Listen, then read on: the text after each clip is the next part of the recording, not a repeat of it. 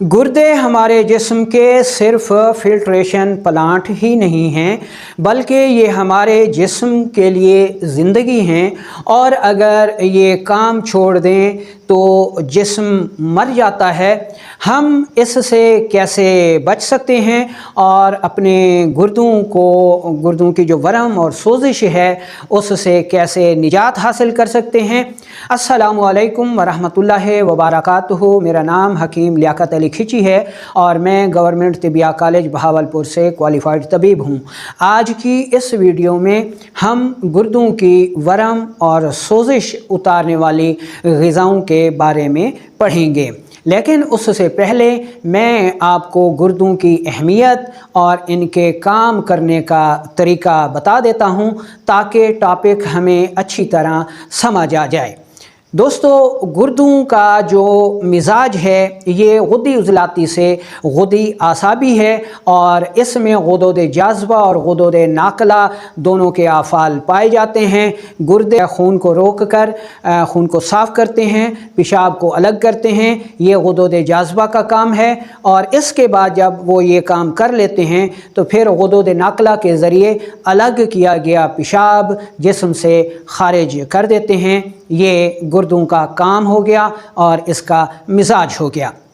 अच्छा, अब गुर्दों के आफ़ाल की बात की जाए तो गुर्दे मुरक्कब उज़्व हैं, यानी इसमें गुर्दों में 3 निज़ाम काम करते हैं। कौन कौन से? आसाबी निज़ाम, यानी ये गुर्दों के आसाबी पर्दे हैं, इनका काम एहसासात पैदा कर रहा है, यानी पेशाब को खारिज करने का एहसास हो गया वगैरह वगैरह। दूसरे नंबर पर गुर्दों में उज़लाती निज़ाम काम करता है। ये हरकती निज़ाम है, जिस्म के सर से लेकर पाँव तक खून में जो फासिद मादे होते हैं, जो खून में शामिल हो जाते हैं, इन फासिद मादों को ये उज़लाती निज़ाम जो है वो अखराजी आज़ा तक मुंतकिल करता है। और गुर्दों में पाया जाने वाला जो तीसरा निज़ाम है वो ख़ुद गुद्दी निज़ाम है, जो कि खून को अपने अंदर रोकता है, इसको साफ़ करता है, पेशाब को अलग करता है और उसके बाद जिस्म से खारिज कर देता है। अब गुर्दों में आसाब भी पाए जाते हैं, उज़लात भी पाए जाते हैं और गुदुद भी पाए जाते हैं, लेकिन चूँकि गुदुद की तादाद ज़्यादा है तो इस वजह से गुर्दों का जो ज़ाती मिजाज है वो गुद्दी मुकर्रर किया जाता है। अच्छा, अब हम ये देख लेते हैं कि गुर्दों पर वरम और सोजिश क्यों आती है।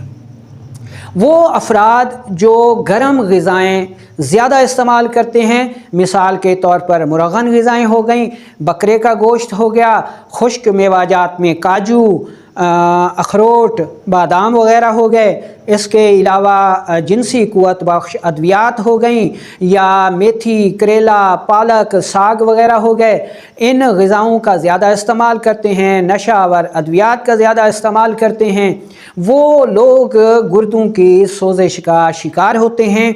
या फिर वो लोग जो गर्म माहौल में काम करते हैं, मिसाल के तौर पर तंदूरची जो मुसलसल तंदूर पर रोटियां लगाते हैं, या फिर किसान जो कि मुसलसल गर्म माहौल में काम करते हैं, या फिर वो लोग जो मुसलसल गम और गुस्से की कैफियत में रहते हैं, वो गुर्दों की सोजिश का ज़्यादा शिकार होते हैं। अब हम चलते हैं और देख लेते हैं कि गुर्दों की सोजिश की तशख़ीस जो है वो हम कैसे कर सकते हैं। अगर नब्ज़ की बात की जाए तो वो लोग जिनकी नब्ज़ दरमियान में चलती है, यानी 3 से 4 उंगलियों पर ठोकर देती है, हरकत में तेज़ होती है, लेकिन इसका कवाम नरम होता है, दबाव दिया जाए तो दब जाती है। दूसरे नंबर पर ऐसे मरीज़ जिनका पेशाब यानी कारूरा कतरा कतरा जलन के साथ जर्दी माइल आए, वो गुर्दों की सोजिश में मुब्तला होते हैं। तीसरे नंबर पर अगर पीएच पेपर से जो है तशख़ीस की बात की जाए तो अगर पीएच पेपर की वैल्यू 7 से 8 तक आए, ठीक है, تو ایسے جو مریض ہوں گے وہ گردوں کی سوزش کا شکار ہوں گے۔ اگر لیب رپورٹ کی بات کی جائے تو وہ مریض جن کا بلیروبن بڑھا ہوا ہوگا، پیشاب کی رنگت زردی مائل ہوگی اور گردوں پہ ورم اور سوزش کا بتایا جائے گا، وہ اس مرض کا شکار ہوں گے۔ اچھا، اب ہم چلتے ہیں اور دیکھ لیتے ہیں کہ وہ کون سی علامات ہیں جو کہ ہمارے سامنے آتی ہیں اور ہم کو پتہ چل جاتا ہے جی کہ یہ گردوں کی ورم اور سوزش ہے اور غدی نظام حد سے زیادہ تیز ہو کر ورم کی صورت اختیار کر گیا ہے۔ پہلے نمبر پر ایسے مریضوں کو پیشاب تنگی سے آئے گا، قطرہ قطرہ اور جلن کے ساتھ آئے گا اور اس کی رنگت میں یکدم تبدیلی ہو جائے گی، یعنی زردی مائل ہوگا۔ ایسے مریضوں کا بلڈ پریشر عموماً ہائی رہتا ہے۔ اور تیسرے نمبر پر یہ مریض جب صبح اٹھتے ہیں تو آنکھوں کے نیچے ورم ہوتی ہے، چہرے پر ورم ہوتی ہے اور پاؤں پر ورم ہوتی ہے۔ اور چوتھے نمبر پر ایسے مریضوں کو صبح خالی پیٹ متلی ہوتی ہے۔ آگے دیکھیں تو لیب رپورٹ میں ان مریضوں کا یوریا اور کریٹینین بڑھا ہوا آتا ہے، گردے اپنے اصل سائز سے سکڑ کر چھوٹے ہو جاتے ہیں اور ایسے مریضوں کو نیند کم آتی ہے، غصے کے تیز ہوتے ہیں۔ تو یہ علامات گردوں کی سوزش کے مریضوں میں پائی جاتی ہیں۔ اب ہم چلتے ہیں اور دیکھ لیتے ہیں کہ وہ کون سی غذائیں ہیں جو کہ گردوں کی سوزش کو اتارنے والی ہیں۔ سب سے پہلے تو آپ نے وہ تمام غذائیں بند کر دینی ہیں جو کہ گردوں کی سوزش کا سبب بنتی ہیں۔ اس طرف یا اس طرف جو غذائیں دکھائی جا رہی ہیں وہ آپ نے بند کر دینی ہیں۔ اب آپ نے کون سی غذائیں استعمال کرنی ہیں تاکہ گردوں کی ورم اور سوزش دور ہو جائے؟ تو پہلے نمبر پر جو کا دلیا بہترین غذا ہے۔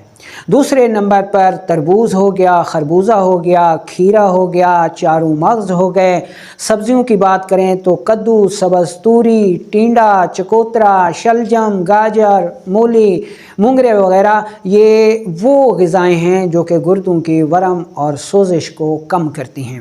اس کے علاوہ دودھ ہو گیا، گلقند ہو گیا اور چاروں مغز ہو گئے، ہلدی ملٹھی سونف کا مرکب ہو گیا۔